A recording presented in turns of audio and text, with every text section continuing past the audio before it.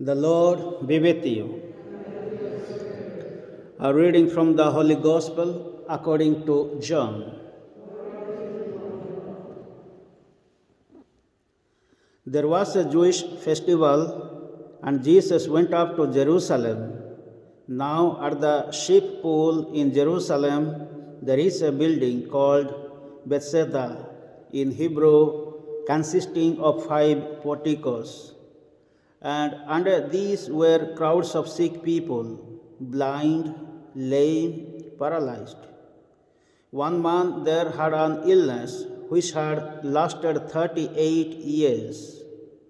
And when Jesus saw him lying there and knew he had been in this condition for a long time, he said, "Do you want to be well again?"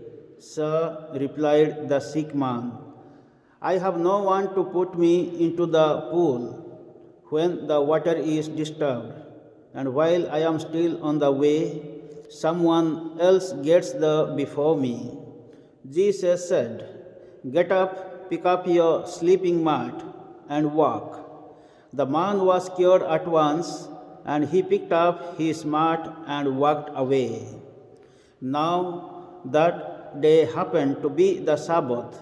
So the Jews said to the man who had been cured, "It is the Sabbath. You are not allowed to carry your sleeping mat." He replied, "But the man who cured me told me, 'Pick up your mat and walk.'" They asked, "Who is the man who said to you, 'Pick up your mat and walk'?" The man had no idea who it was, since Jesus had disappeared into the crowd that filled the place. After a while, Jesus met him in the temple and said, "Now you are well again. Be sure not to sin anymore, or something worse may happen to you." The man went back and told the Jews that it was Jesus who had cured him. It was because he did things like this on the Sabbath that the Jews began to persecute Jesus. The Gospel of the Lord.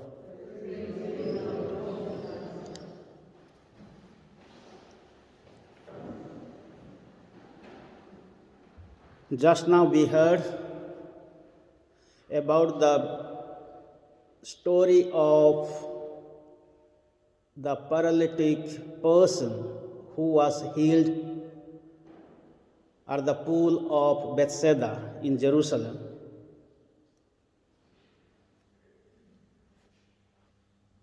He was waiting there for 38 years just for his healing, and nobody could help him. As it is clearly written in the Gospel, when the angel of the Lord used to disturb the water, stir the water, when the sick people were entering inside, they were getting healed. And very especially during the time of feast, many people used to gather there. As it is written again, they were blind, lame, and paralytic, and some other people. So they were waiting there for their healing, the healing touch of God. But nobody could help this person. So it was also a belief, not only just during the time of Jesus, but before Jesus. It was believed that people, those who were touching the water, only they can be healed.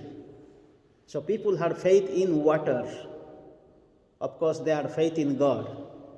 But in the case of this person's healing, we understand it is not the water is healing this person. It is Jesus, one who healed him by his word. Get up, pick up your mat, and go home. So by the words of Jesus, this person was healed, not by touching the water, not touching the statues, or not praying to somebody else.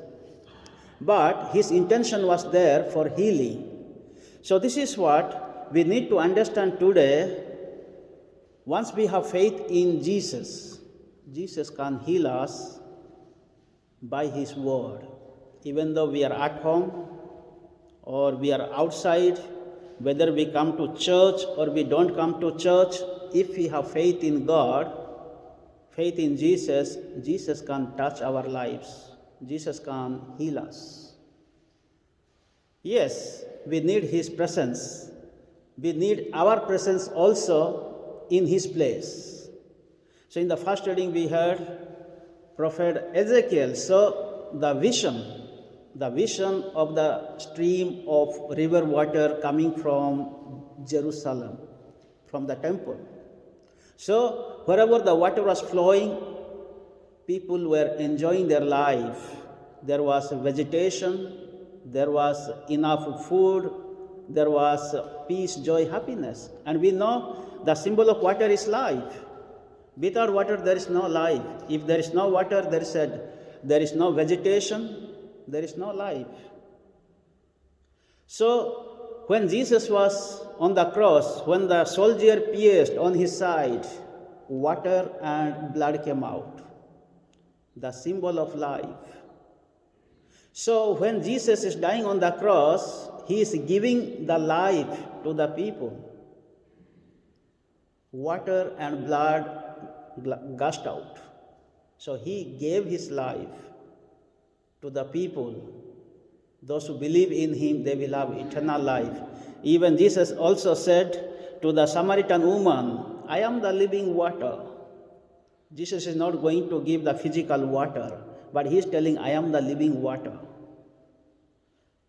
So, Jesus is our God and Savior. Let us have faith in Him.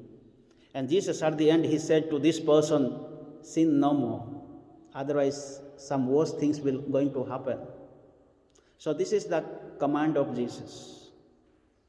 And we have come here to touch Jesus. In the Holy Mass, we are receiving His own body and blood. We are receiving the living water where we will be nourished, we will have life, which can bring us true joy, peace, happiness in our life.